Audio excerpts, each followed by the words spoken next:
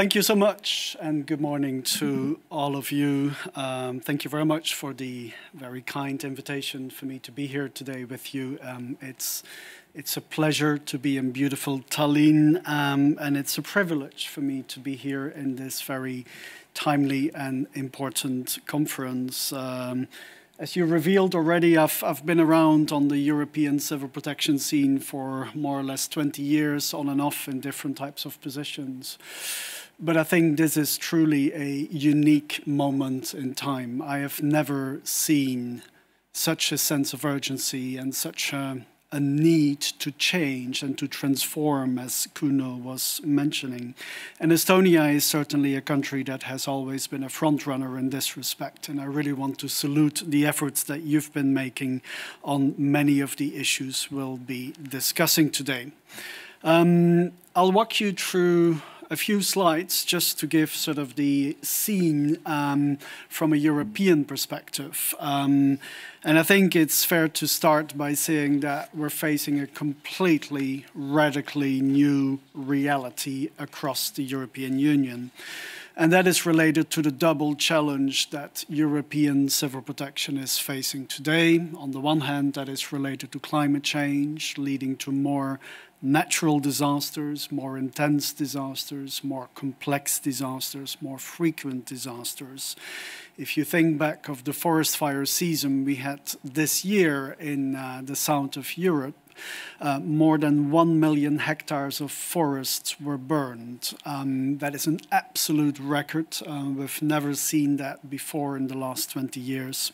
And it is a sign of the changing weather patterns. And you see the same with floods. You see new types of storms in Europe that we've never had before.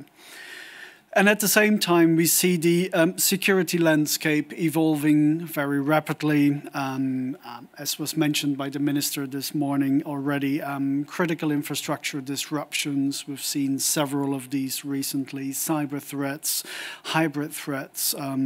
And yes, we also need to prepare for the threat of conventional war. This is something that was a taboo in a big part of Europe until a few months or years ago, but I think it is now well accepted across the Union. All of this comes at a time when the geopolitical uncertainty is higher than ever before. We don't know really who our allies are these days. And the most recent incidents we've seen across the European Union with drones and others have really added to that sense of urgency. So Europe needs to get prepared, and it needs to get prepared rapidly for all manner of risks. That means we need to step up on our investments on military defense. That is clear. The European Union has various support instruments to do that. But it also means that we need to step up our investments in civilian preparedness. And you will hear me argue this morning that the investments in civil preparedness need to go hand in hand with the investments in military defense. In my view, the civilian preparedness is equally important, if not more important, than the military defense. And this is why in 2024, our President von der Leyen asked the former Finnish President Niinistö to come up with a report on strengthening Europe's preparedness and readiness. And that report was a game changer. It called for a profound change of mindset and recognized that preparedness is not only a national responsibility of every member state, but it is a shared European endeavor requiring a stronger role for the European Union in coordinating and supporting member states. And that report led the basis for what we call the Preparedness Union strategy that we proposed as European Commission in March of this year. The context or the reasons why we propose this are obviously related to the changing risk landscape that I just mentioned, but it is also related to the fact that we see a number of shortcomings in the current preparedness for different types of risks. We're certainly not starting from scratch. There are many different well-functioning instruments available at European level to deal with different types of risks. But we see three problems. What we have in place today is often reactive rather than proactive. Secondly, it is fragmented and we're lacking the ability to bring things together across the board. And thirdly, the instruments we have strong limitations of scale and resources, and we need to boost them. So we felt very strongly that there is a need for a more proactive approach, a more integrated approach, and a more upscaled and ambitious approach.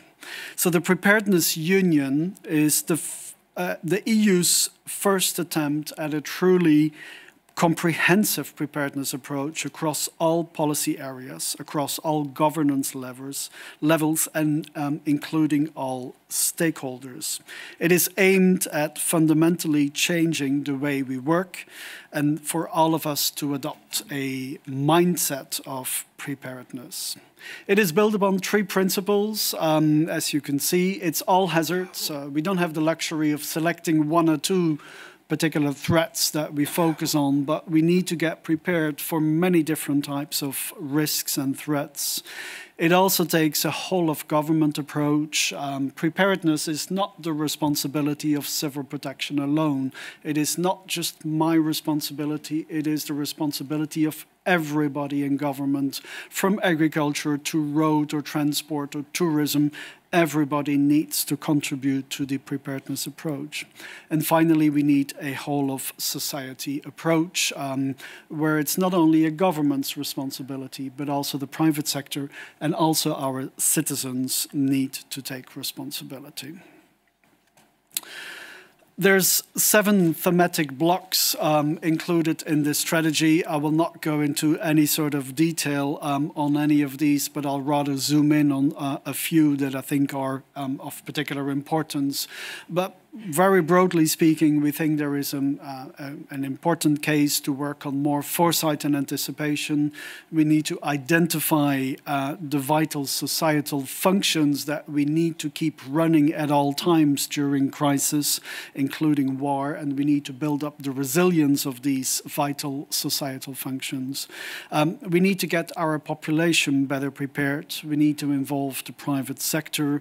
We need to work better across civilian and military actors, and we need to step up on crisis response, and all of this in partnership with our external partners. The strategy sets out 30 key actions across these 7 areas, and I will just focus on a few of these. As was mentioned this morning already, foresight and anticipation are key. We need to start with a good understanding of the risks we're facing. And that's why we think it is important to develop a more comprehensive risk and threat assessment at EU level. There's many different risk and threat assessments already in different sectors. You have that on the energy side, you have that on the civil protection side. But it is important that we bring that together, also on the military side, and that we have a common basis against which we can prepare. We're also working on a crisis dashboard, which will bring together information from all of these different early warning and information systems that we have, from meteo, weather to critical infrastructure systems, etc., etc. We need to have, for the high-level decision makers, a common basis to take decisions against. This slide looks complicated, and it is complicated. It is very important that we identify better the vital societal functions that we need to keep running in all circumstances. There's already various types of legislation in place at European level. There is a directive on the resilience of critical entities, the SER directive. There's also a NIS 2 directive, which deals with the cyber resilience of these various sectors. So the key message is we need to implement what we have already agreed. These two directives are the cornerstone, and they need to be fully implemented. But I'm afraid we will need to go beyond these two directives very soon. There are other vital societal functions which are not included in these. Think about education. I think one of the lessons we learned from Ukraine is that if schools don't function, and kids cannot go to school, well, then you make it very difficult for parents to go to work. So if parents cannot go to work, then you make it very difficult to keep your economy running.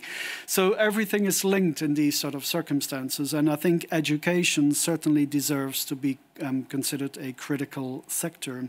The same with agriculture and food production, the same with shelter, as was mentioned this morning. We're not planning to come up with any sort of new legislation on any of these, but rather I think it is important that we have an approach where we all agree on what is the minimum preparedness requirements for these sectors. We need to have our own baseline goals, like NATO has its resilience baseline goals. And obviously we want to align those two as much as we can. We also need to look at stockpiling and availability of assets across all of these sectors, and that's why we have come up with a stockpiling strategy. And we need to work on what we call preparedness by design. We need to mainstream preparedness across all of these different policy areas and across all of the different funding instruments. So the work on these vital societal functions will basically be the basis against which we will allocate European funding in the future under the structural funds, the cohesion funds, etc. Whatever contributes to keeping these vital societal functions resilient will in the future be eligible for European funding across many different instruments. And that is what we call this preparedness by design approach. Population preparedness, and I think we're in a country where this is well understood. We need to be very clear. It will be impossible for any civil protection service to be everywhere at the same time immediately after a crisis breaks out. Priorities will need to be put, and you will presumably focus your civil protection work on the most vulnerable, on those that need, or in critical infrastructure also, and on those parts of the population that need immediate support. That means that many others will have to be self-sufficient for a while. They will have to take care of themselves for the first 72 hours. So we're trying to promote now across the European Union a population self-sufficiency of minimum 72 hours. That means that all citizens across the Union need to have their own self-sufficiency kit. They need to have their pack with the necessary items, water, food, etc. They also need to know how to behave in crisis situations, what to do and what not to do.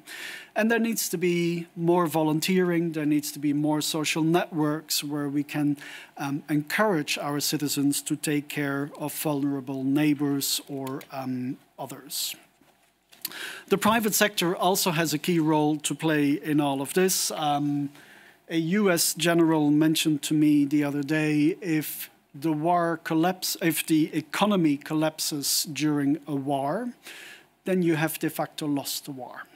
So it is really essential that in any sort of war situation, we find ways to let the economy continue, adapt to the war situation, and make sure that it can deliver what is essential in these circumstances.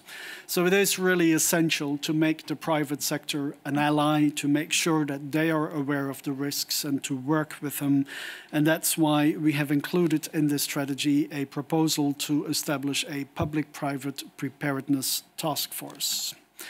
Civil-military cooperation is also essential. It needs to go hand in hand. We're working currently on arrangements, trying to identify more clearly sort of who will do what during different types of military scenarios. I am very worried personally about the fact that, for instance, for Article 5 NATO scenarios, we still do not have a full-fledged civilian and military planning joined up. And that is high time, I think, because the two will have to come together in real time. So we also need to make sure that we can work on this and that we plan for this. One of the more sensitive parts of the whole strategy is on crisis response. We currently have many different crisis centers and crisis instruments. We are proposing to set up at European level a sort of crisis coordination hub, which will basically do three things. It's about promoting cross-sectoral cooperation in crisis situations. What we've seen in the context of Ukraine, for instance, is the incredible importance of the energy sector.